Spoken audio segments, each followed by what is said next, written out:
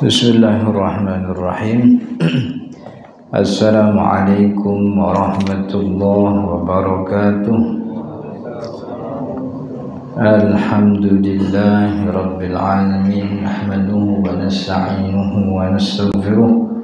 Allahumma salli wa sallim wa barik ala sayyidina Muhammadin, amma ba'du. Hadirin jamaah yang dirahmati Allah, alhamdulillah kita bersyukur siang hari ini kita diberi nikmat oleh Allah sehingga kita bisa berkumpul, bisa bersilaturahmi, sekaligus juga bisa menunaikan salah satu kewajiban kita, yaitu sholat zuhur berjamaah, kemudian dilanjut dengan ta'lim. Mudah-mudahan apa yang kita pelajari jadi ilmu yang bermanfaat sekaligus jadi tambahan amal ibadah kita di akhirat. Amin ya rabbal alamin. Hadirin yang dirahmati Allah, kita lanjutkan bacaan kita daripada kitab Al-Muqaddimah Al-Hadramiyah. Ini kita masuk pada pembahasan tentang syarat sah Jumat, salat Jumat. Yang lalu kita bahas tentang syarat wajib, begitu. Jadi syarat wajib Jumat sama syarat sah Jumat, bedanya kalau syarat wajib itu jawaban atas pertanyaan gue kudu Jumatan apa kagak ya. Nah itu jawabannya syarat wajib gitu. Jadi kalau ada yang nanya gue kudu Jumatan apa enggak ya, nah, syarat wajibnya kan ada berapa tuh? Pertama muslim, kedua dia akil, ketiga akil tuh berakal, kemudian balik udah dewasa, dia merdeka, 5 laki-laki, 6 dia mukim, begitu. Ini kalau 6 ini terpenuhi, dia sehat. Yang 7 dia mukim, kemudian yang ke-7 sehat, tidak punya penyakit. Muslim, akil, balik, laki-laki, merdeka, bukan musafir, mukim, kemudian sehat jasmaninya. Kalau 7 ini terpenuhi, wajib tuh Jumatan, begitu. Tapi kalau udah datang Jumatan, kita Jumatan sah apa enggak ya? Nah itu jawabannya syarat sah Jumatnya yang mau kita baca. Jadi syarat semua sholat juga sama tuh, sholat 5 waktu juga sama. Kalau ditanya gue wajib sholat apa enggak ya, syarat wajib sholat. Syarat wajib sholat jawabannya muslim, akil, balik, sampainya dakwah, kemudian sehat indera mata atau sehat indera telinga, kemudian sampainya kepada dia ilmu tentang sholat, atau juga bebas dari haid dan nifas bagi laki-laki, bagi perempuan, begitu. Jadi itu syarat wajib. Dan syarat wajib ini maksudnya sholat Jumat ini sama kayak sholat wajib 5 waktu yang lain. Orang muslim tuh kagak boleh kagak tahu. Jadi emang kudu tahu. Dan ini perkara yang keimanannya, meyakininya itu menjadi standar iman. Jadi kalau ada orang muslim tidak meyakini kewajiban Jumatan, itu murtad, itu jatuhnya. Sebab Jumatan itu kalau bahasa ulamanya itu ma'lum minad dini bid-darurah. Kalau bahasa sederhananya, orang tuh bakal tahu Jumatan wajib kagak make belajar. Emang udah diilhami oleh Allah Subhanahu wa taala dalam diri manusia tuh, dia punya semacam tahu. Orang non muslim juga tahu bahwa sholat wajib di Islam tuh, sholat wajib, puasa wajib, zakat wajib.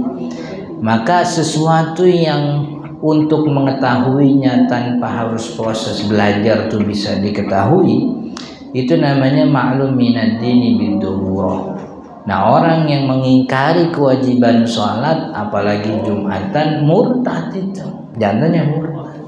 Dan orang kagak bisa punya alasan, saya kagak tahu saat Jumatan wajib. Nah jadi alasan kagak tahu terhadap kewajiban-kewajiban syariah itu tidak diterima kecuali oleh 2 orang. Ini ntar di hari kiamat ditanya, Jumatan berapa kali Jumat tuh kagak ikut mulu kan begitu. Itu nggak bisa punya alasan saya kagak tahu. Yang boleh punya alasan kagak tahu tuh cuma 2 orang. Pertama, orang baru masuk Islam tuh boleh dia bilang kagak tahu.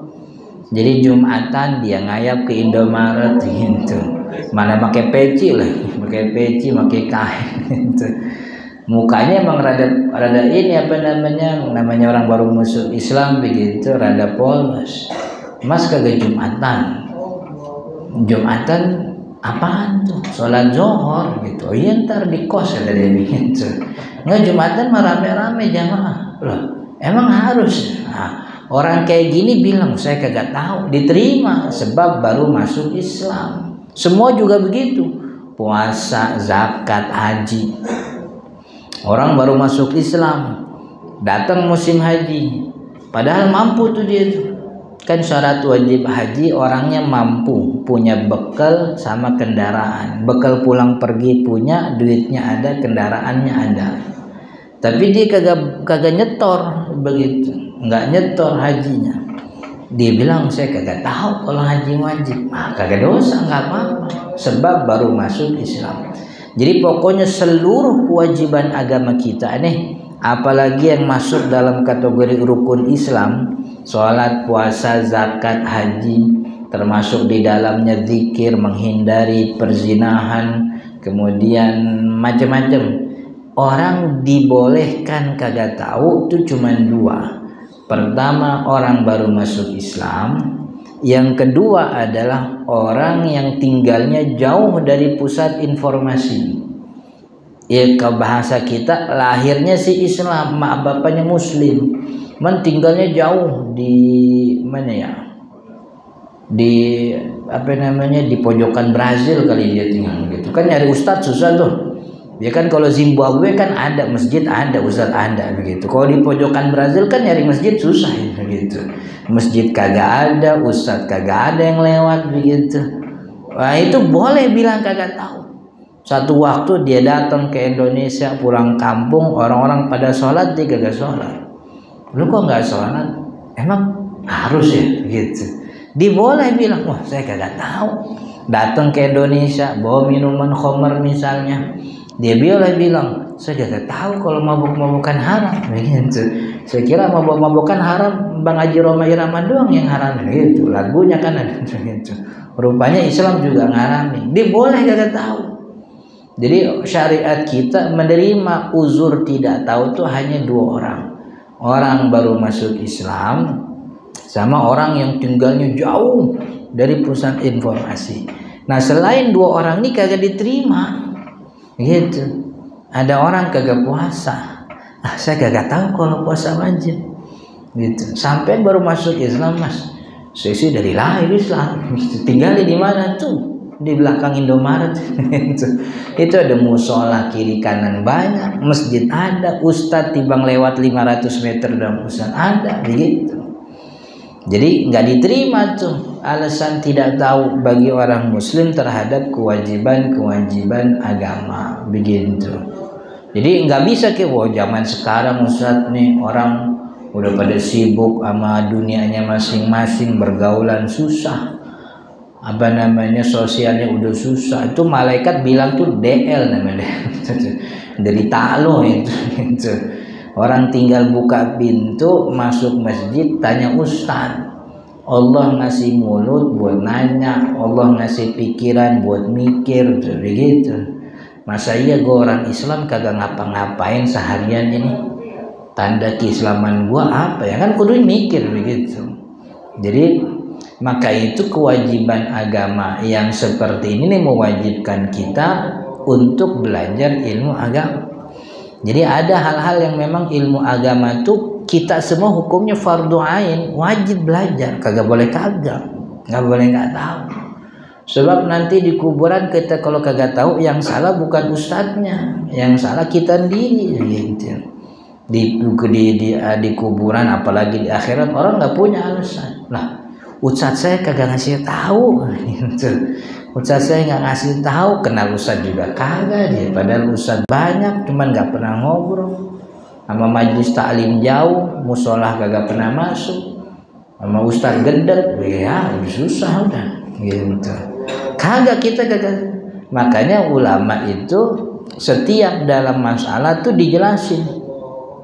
Sampai hal kemarin kita bahas soal musafir tuh, syarat orang musafir dia boleh kagak puasa, boleh qashar jamak sholat kan safarnya mubah.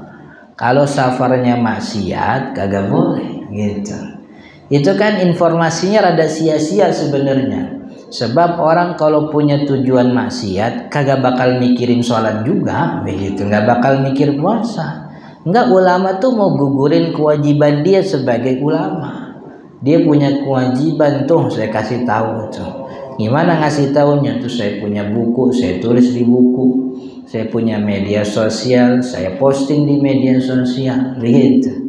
Urusan orang baca kagak baca udah beres kewajiban. Kayak tukang pos tuh bawa surat, naruh surat ke lokasi ke tujuannya. Itu surat dibaca kagak dibaca bukan urusan tukang pos gitu. Dilihat abis itu dibuang lagi kagak ada urusan sama tukang pos. Tukang pos udah beres kewajiban. Jadi kita nih punya kewajiban untuk belajar ilmu agama. Sebab banyak ibadah-ibadah yang hukumnya tuh fardu ain, yang kagak bisa diwakilin sama ustadz, dosanya kagak bisa ditanggung sama ustadz. Gitu, dosanya juga nggak bisa ditanggung sama masjid. Zakat misalnya, kan ada zakat yang hartanya tuh kita doang yang tahu. Kayak zakat harta simpanan kan ya, itu kan kita doang yang tahu itu. Kita punya duit berapa kita sendiri yang tahu, begitu. Ini kalau kita kagak tahu cara ngitung kewajiban zakat, yang dosa mah bukan ustadz gitu. Dihitung simpenannya udah segini gitu. Dan orang tuh kalau simpenannya ketahuan kan malu.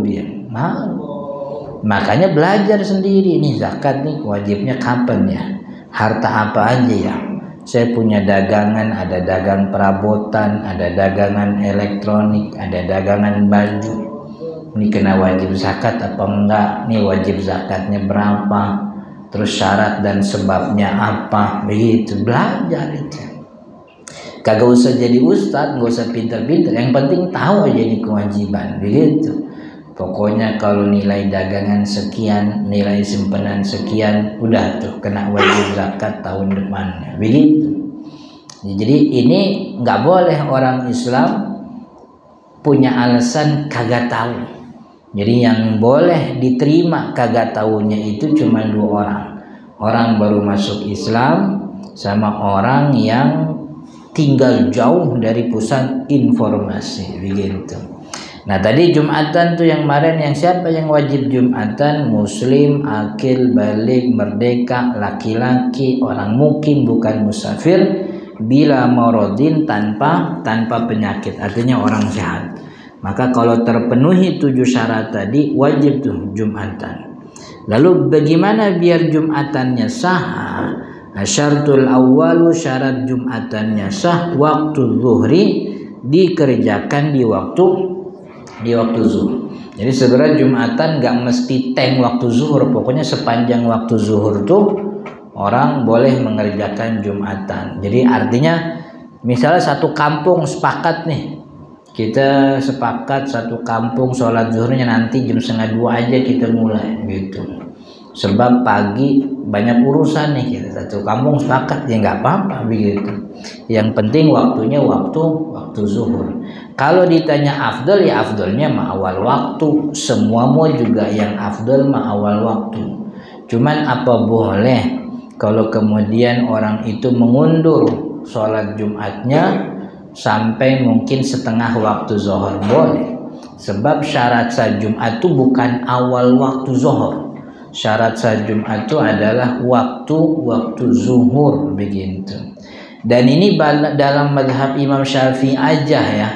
Artinya dalam jumhur ulama maksud saya.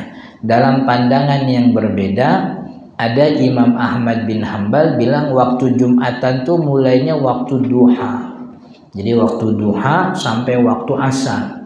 Jadi zuhur termasuk tuh. Jadi artinya kalau di Imam Ahmad bin Hambal, orang bikin Jumatan jam 6 pagi itu udah boleh tuh gitu. Iya gitu. Soalnya waktu duha udah masuk. Gitu. Jadi kapan waktu kalau mau jajal begitu bikin Jumatan jam 6 pagi biar siangnya kagak repot gitu. Coba aja gitu. Paling tuh digerebek kan gitu. Sama ormas gitu. Iya. Nggak lazim di sini. Jadi ada pandangan-pandangan dalam syariat itu kalau kita telisik lebih jauh, oh ini pandangannya ada oleh mazhab A misalnya. Cuman di sini kagak lazim. Yang kagak lazim itu nggak mesti jangan mentang-mentang nih kata Imam Ahmad boleh, kemudian dikerjain aja. Kalau itu tidak lazim tuh keluar dari asas kepatutan itu menimbulkan kemarahan akhirnya gitu. Jadi kudu ngerti juga. Kayak waktu kapan tuh? Ada yang bilang katanya kencing kucing kagak najis gitu katanya kan gitu. Kencing kucing tahun berapa tuh rame-rame banget tuh. Itu kita yang belajar soal najis hewan itu, kita mah kagak ketawa, biasa aja. Orang kita udah tahu dari kalau kata orang kampung dari zaman Kibenen juga kita udah tahu gitu. Ada perbedaan pandangan ulama soal hewan gitu. Ada hewan-hewan tuh yang seluruhnya dikatakan najis, ada hewan-hewan yang kotorannya tidak dikatakan najis gitu. Tapi di Indonesia lazimnya itu kebanyakan mazhab Imam Syafi'i itu dari kecil emang Syafi'i tulen kan ya. Dari kecil kita udah dikenalin anjing babi najis kan begitu. Pokoknya babi kagak salah apa-apa najis gitu. Nah, itu emang begitu lazimnya. Maka keluar dari kelaziman itu tuh pasti bakal menimbulkan gesekan akhirnya. Kita udah tahu nih mazhab A bilang babi enggak najis, yang najis cuman kotorannya doang, anjing kagak najis, yang najis air liur dan kotorannya dan sebagainya. Tapi enggak lazim kalau kita pamerin di sini, bahaya ini begitu. Kita tahu pandangan, tapi kita juga pakai namanya asas kepatutan begitu. Nah orang makan pada ngerti. Nah kita yang penting ada pandangan belum nggak bisa. Orang mazhab Imam Abi Hanifah juga boleh nikah kagak make wali gitu. Kan ya, orang kele kagak bukan rukun wali itu. Yang penting ada saksi. Mana perawan orang mana kita ambil kita kawinin sah itu gitu. Cuman kan akhirnya digebukin sekampung itu jatuhnya. Gitu. Jadi ada namanya asas kepatutan. Ini nggak lazim nih. Di Indonesia orang jualan kencing onta gitu. Ya seluruh hewan tuh kotorannya najis, so Syafi'i begitu. Tapi dalam pandangan yang lain misalnya Imam Ahmad tuh bilang hewan-hewan yang dagingnya halal dimakan itu kotorannya suci kagak najis. Jadi onta kencing tadangin aja tuh gitu. Campur sama lalapan tuh gitu enak. Iya itu kagak najis. Cuman kan di sini kagak lazim. Jangan tiba-tiba dijualan kencing onta katanya punya banyak vitamin bilang. Jadi kagak nggak bagus. Sholat Jumat juga sama nih begitu. Waktunya waktu zuhur. Ada pandangan lain bilang waktunya waktu duha itu Imam Ahmad. Tapi nggak lazim di Indonesia begitu. Dan kita mesti memperhatikan kayak gitu-gitu. Kita tinggal di mana? Kayak kita di Masjidil Haram kan ya. Di Masjidil Haram tuh seumur umum Imam Masjidil Haram kagak pernah ngerasin baca bismillahnya. Langsung alhamdulillah aja kita dengar begitu. Dia baca cuman kagak dikerasin. Kita kan kagak bisa bilang teriak, "Woi bismillah woi." Kagak bisa, emang kampung orang kan gitu. Sebab Arab Saudi kebanyakan yang dianut tuh mazhabnya Imam Ahmad bin Hambal, orang Hambali. Mazhab Hambali itu tidak mengeraskan bacaan bismillahnya begitu. Kalau di sini kebanyakan Syafi'i sampai Masjid Nasional kayak model Istiqlal bismillah dikerasin. Sampai dulu ada imam Masjidil Haram, Imam Abdurrahman As-Sudais tuh ya.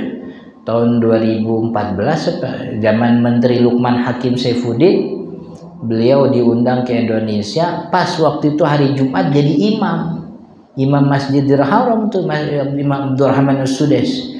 Itu As-Sudais tuh karena dia tahu nih kampung-kampung Syafi'i, Maka ketika jadi imam itu bismillahnya dikerasin itu sama dia. Coba deh buka YouTube. Abdurrahman As-Sudais Jumatan itu kalau nggak salah tuh bulan Oktober 2014 kayaknya. Iya, pokoknya zaman Lukman Hakim. Lukman Hakim Saifuddin Menteri, Nazaruddin Umar Dirjen, Imam Masjid Istiqlalnya Profesor almarhum Profesor Dr. Ali Mustafa Yaqub gitu. Itu Abdurrahman As-Sudais jadi imam, dikerasin gitu.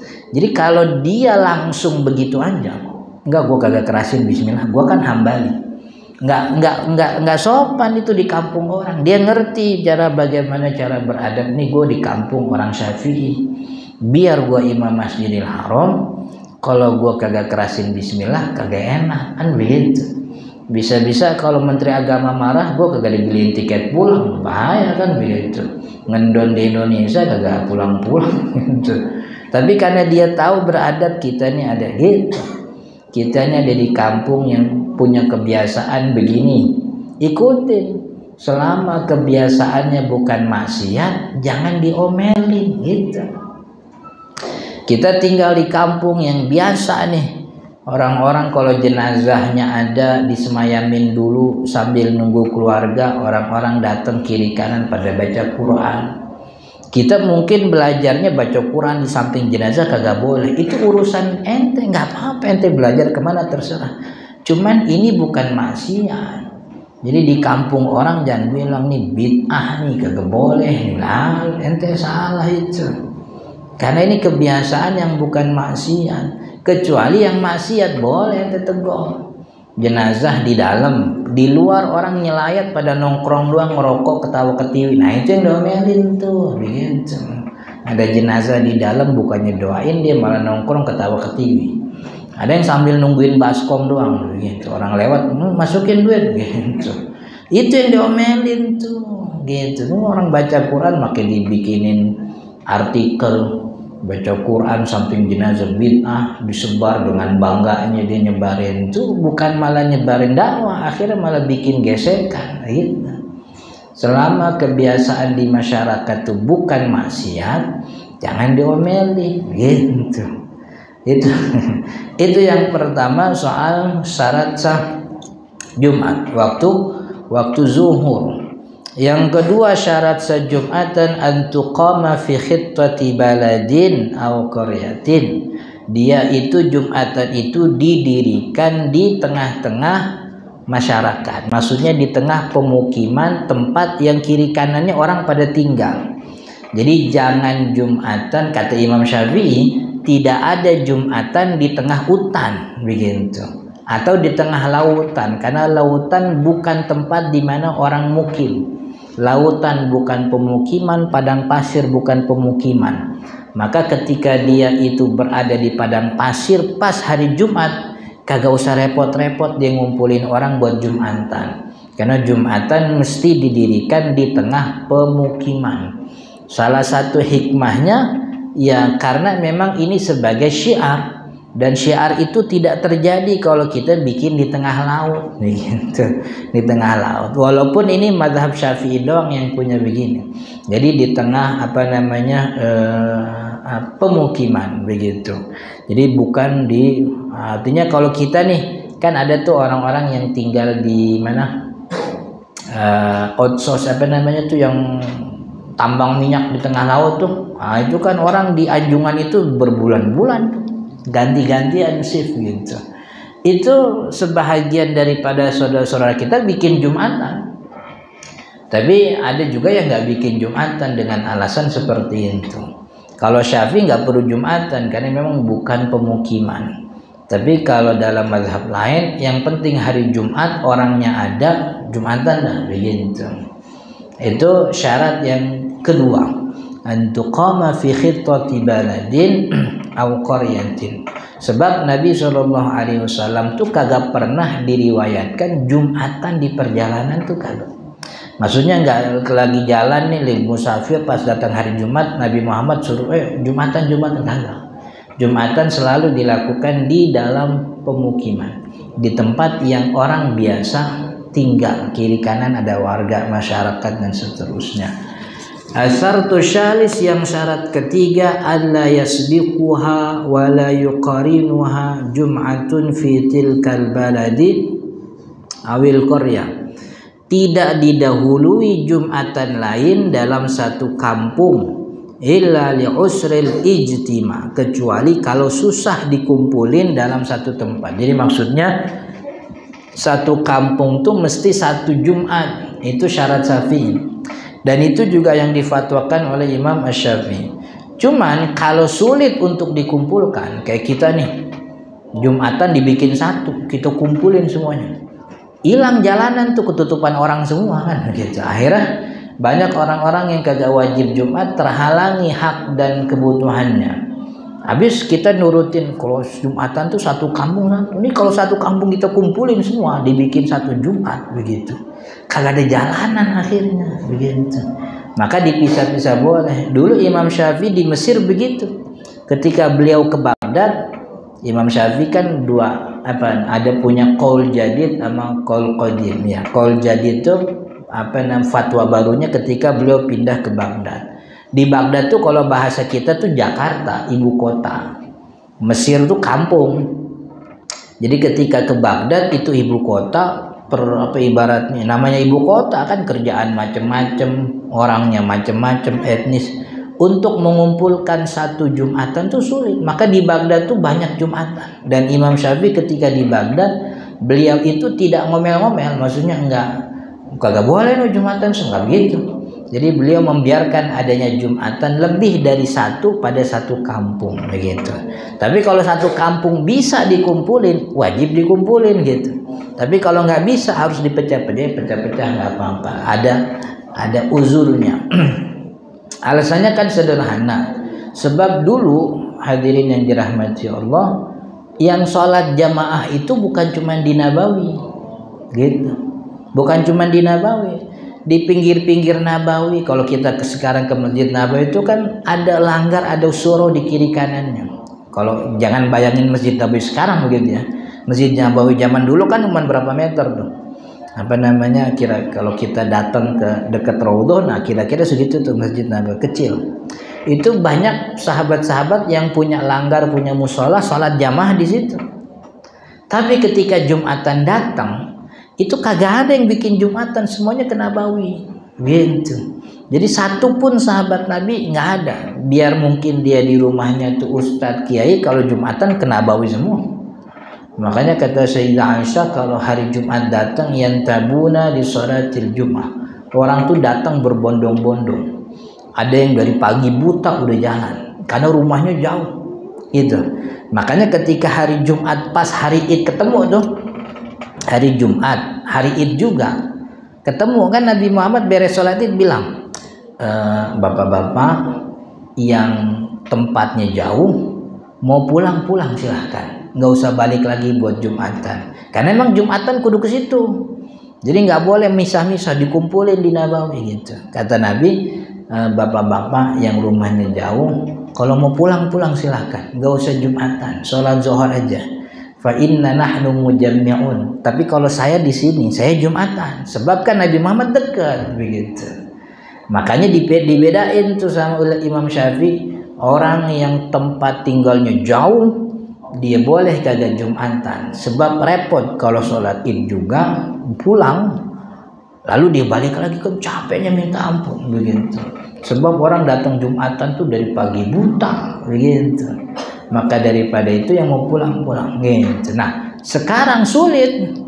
Kalau sekarang kita kumpulin ini satu jalan HR Kartini nih, 2 kantor aja kita kumpulin, ketutup itu Pondok Indah pintu tol kagak ada udah itu gitu. Hilang udah orang Jumatan semua kan ya. Makanya boleh dipisah-pisah gitu. Emang ini problematika muslim perkotaan gitu. Jadi tidak ada masalah. Syarat yang keempat al-jamaah. Yang pertama waktu zuhur, yang kedua di dalam pemukiman bukan di tengah hutan, di tengah laut. Kemudian yang ketiga dalam tidak ada Jumatan yang ngebarengin atau mendahului, maksudnya satu kampung satu Jumat. Yang keempat adalah al-jamaah, yaitu berjamaah. Wa syartuha, dan syarat jamaah arba'una musliman dzakaran mukallafan hurran. Syarat Jumatannya syarat jamaahnya 40 orang muslim laki-laki mukallaf, merdeka, mutawattin, orang yang bukan musafir. Jadi 40 itu anak kecil kagak dihitung loh, gitu. Anak kecil yang belum balik, belum mukallaf kagak dihitung. Jadi kalau orang dewasanya ada 38, bocah ikut 2 orang, itu kagak hitungan tuh 2 orang tuh. Gitu. Jadi kurang 2 orang lah. Gitu. Dan harus orang yang bukan musafir. Jadi ada musafir nih lagi singgah ikut Jumatan. Musafir ada 5 orang misalnya. Orang situnya yang bukan musafir 35. Nah, itu juga belum beres tuh. Jadi 5 orang musafir kagak dihitung gitu. Jadi yang penting 40 itu. Kenapa 40 nih harus nih? Alasannya dulu ini yang kita sering baca di surah kalau hari Jumat tuh, ya ayyuhalladzina amanu idza nudiya lis-sholati min yaumil jum'ati fas'au ila dzikrillah. Itu turunnya jauh sebelum Nabi Muhammad hijrah. Itu ayat Jumatan tuh turunnya Nabi Muhammad masih di Mekah. Cuman ketika turun itu Jumatan kagak bisa dikerjain. Kenapa? Di Mekah ngumpulin 40 orang muslim bahaya. Kan ya, ada jam siang. Kalau di kita jemaah ada jam siang gitu. Dipersekusi akhirnya. Jadi ngumpulin muslim 40 orang bikin Jumatan tuh sulit. Maka sepanjang di Mekah Nabi Muhammad kagak Jumatan. Padahal ayat perintahnya udah turun. Kapan Nabi Muhammad mulai Jumatan? Nabi Muhammad mulai Jumatannya itu tanggal 9 Rabiul Awal. Ketika hari Kamis nyampe Kuba hijrah tuh. Hijrah dari dari Mekah ke Madinah. Nyampe Kuba hari Kamis, hari Jumatnya tuh baru dia Jumatan. Sebab di Kuba orang muslim juga banyak dan kagak punya tekanan dari siapa-siapa. Jadi 40 kekumpul tuh semuanya tuh. Sebab di Mekah belum begitu. Dan 40 juga itu angka untuk menunjukkan kekuatan. Jadi kalau tiba ngumpul 7 orang tuh kagak ada syiarnya. Ya 7 orang kasih duit gocap-gocap bubar kan begitu. Tapi kalau 50 orang tuh, waduh, wartawan juga ngejar-ngejar berita aja. Tapi kalau yang demo cuma 10 orang, wartawan nanya, anaknya siapa? Oh, kalau anaknya menteri dikejar tuh gitu. Tapi kalau bukan siapa-siapa emang enggak. Gitu.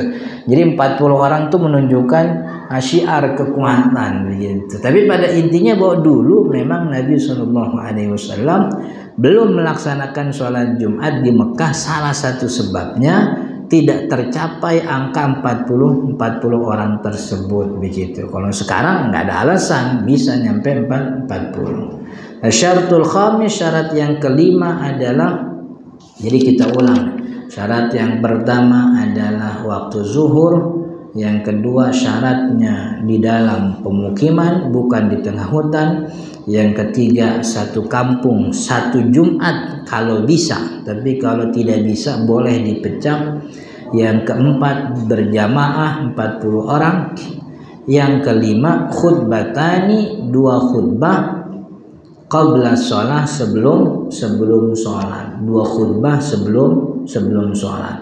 Ini syarat, kagak boleh kagak. Nanti rukun khutbahnya insya Allah di pertemuan akan datang. Tapi dari 5 syarat ini nih banyak ulama kita yang meragukan, ini bener gak ya?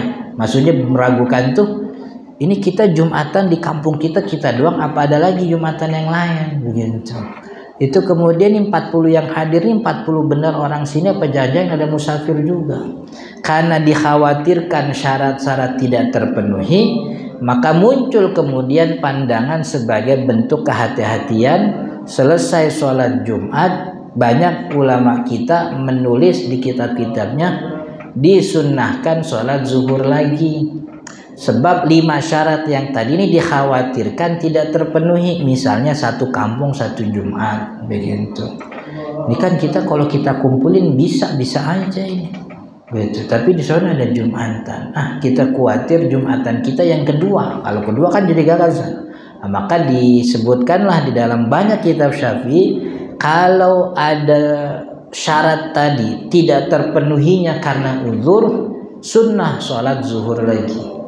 Tapi kalau tidak terpenuhinya tanpa uzur, padahal bisa dikumpulin satu masjid, orang mau misa-misa. Ya udah, kalau tanpa uzur maka sholat Jumat itu hukumnya jadi wajib begitu. Jadi sebab memang 5 syarat ini ada beberapa kondisi yang mungkin tidak terpenuhi, akhirnya ada kesunahan sholat zuhur. Jadi jangan melihat miring sama orang yang sholat zuhur lagi habis sholat Jumat, sebab itu bukan datang dari pandangan suka-suka, itu hasil penilaian dari banyak ulama-ulama kita. Dan itu setiap, kan kalau kita ngerjain pandangan madhab tuh, setiap pandangan madhab zaman kemarin itu diverifikasi sama ulama madhab zaman sekarang. Nah, hasil kemudian banyak masalah, muncul fatwa baru, fatwa-fatwa madhab di zaman sekarang itu diverifikasi sama ulama madhab di zaman selanjutnya. Di zaman selanjutnya itu muncul pandangan baru dalam satu madhab, nanti diverifikasi sama ulama madhab seterusnya. Artinya setiap pandangan madhab itu dari Imam Syafi'inya sampai ke kita sekarang ini adalah pandangan yang sudah diverifikasi oleh ratusan bahkan jutaan ulama. Artinya kita ngamalin pandangan madhab itu aman, sebab ini pandangan bukan datang dari kamar mandi, bukan.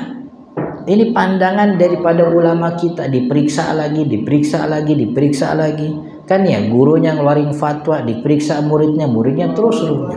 Artinya ini orang sholat subuh pakai kunut ngikutin Syafi'i, itu sholat subuh yang diverifikasi oleh seluruh ulama madhab dari tingkatan, setiap tingkatan sampai ke Imam Syafi'i. Gitu. Mana yang lebih aman? Kita beribadah dengan pandangan yang sudah diverifikasi oleh ratusan bahkan jutaan ulama, atau kita pilih beribadah pakai pandangan orang yang kita gak kenal, yang baru nongol di media sosial kemarin doang. Dari mana, emaknya siapa, bapaknya siapa, sekolah di mana, kita gak kenal. Malah akunnya juga akun anonim lagi begitu, yang kerjanya cuma nyalahin ibadah kita doang. Jadi selama ini ibadah kita salah, sholat kita salah lah, anaknya siapa ini kayak begini nih gitu. Jadi apa namanya, jadi pandangan madhab itu bukan pandangan yang tiba-tiba ayo kita bikin pandangan yuk biar orang pada ribut, kagak begitu. Itu mah lu begitu. Ulama madhab enggak. Jadi setiap dalil diverifikasi terus sampai ke kita. Jadi pengamalan kita terhadap pandangan madhab adalah pengamalan yang didukung oleh ratusan bahkan ribuan ulama setiap angkatannya. Jadi aman-aman aja. Justru kita mesti tanya nih, ibadah gua selama ini ngikutin siapa ya begitu ya. Mau ngajinya di broadcast WhatsApp doang begitu. Mana yang ngirim juga gak tahu tuh siapa gitu. Emaknya siapa, bapaknya siapa begitu. Termasuk sholat Jumat setelah sholat zuhur setelah sholat Jumat. Justru kita tuh bersyukur sama orang-orang yang sampai saat ini masih mengamalkan pandangan ulama madhab. Sebab mereka itulah yang jagain syariat Islam di kampung kita, di negeri kita. Sebab kalau kagak ada orang-orang yang pakai kitab-kitab madhab, akhirnya syariat ini bubar. Karena setiap orang punya alasan. Al-Quran dan Sunnah dong, begitu. Gue kan ngikutin Quran, ngikutin Sunnah. Akhirnya orang kagak punya pakem. Pokoknya setiap dia baca ayat begitu, berarti begini, gitu. Nggak ada pakemnya. Gara-gara ulama mazhab, orang-orang masih pada pakai kitab, ngikutin pakem. Ini kejaga nih syariat. Jadi orang kagak macam-macam. Coba kalau kagak ada mereka, hilang. Udah kagak usah pakai mazhab-mazhaban, Al-Quran Sunnahnya. Al-Quran dipahami. Makanya kemarin tuh ada orang yang bilang katanya daging ayam tuh haram. Begitu. Alasannya apa? Nabi Muhammad ngelarang. Di hadis itu dilarang. Nabi Muhammad melarang daging hewan yang punya cakar. Tuh. Ayam punya cakar apa enggak? Dia bukan punya cakar dong, punya ceker gitu. Akhirnya diharamin sama dia. Tuh. Kagak pakai mazhab begitu akhirnya. Gitu. Wallahu taala alam, mudah-mudahan bermanfaat. Insyaallah kita lanjut di pertemuan akan datang. Subhanakallahumma wa bihamdika asyhadu an la ilaha illa anta astaghfiruka wa atubu ilaik. hadanallahu wa iyyakum ajma'in. Assalamualaikum warahmatullahi wabarakatuh.